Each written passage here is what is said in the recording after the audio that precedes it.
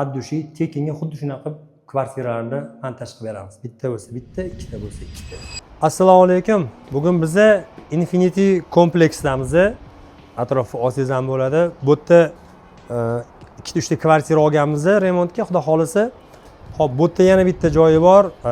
Shaxsan men o'rganishim kerak bo'lgan menga o'xshagan santexniklar uchun yengil narsa. Buni o'rganib qo'ysa zarar bo'lmaydi. Nanotexnologiya. Bu montaj ideyasi kimdan chiqqan? Projektirovщикdanmi yoki prorabdanmi yoki ustadanmi? Kimdan chiqqan bo'lsa ham shu bizga rosa qiziq. Patologda zo'r yechim qilishgan, agar pastga qo'yishganda xalaqit berardi. Endi men shu yerda umumiy savol bermoqchiman.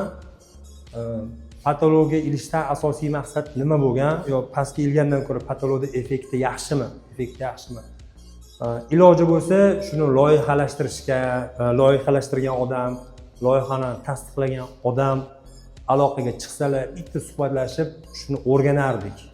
Agar shuni effektini, to'g'ri yo'nalishini bizga o'rgatib, mana hisob kitob bo'ladi, o'shaning uchun mana shu to'g'ri deb yechim bersalar, addushi tekinga xuddi shunaqa kvartiralarni montaj qilib beramiz. Bitta bo'lsa bitta, ikkita bo'lsa ikkita.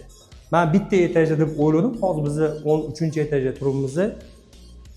Pastki qavatgacha ham xuddi shu ahvol. O'zimizning santexniklar, o'zimizning jaydari santexniklar shu to'g'rimi? To'g'ri bo'lsa qanchalik to'g'ri, xato bo'lsa qanchalik xato.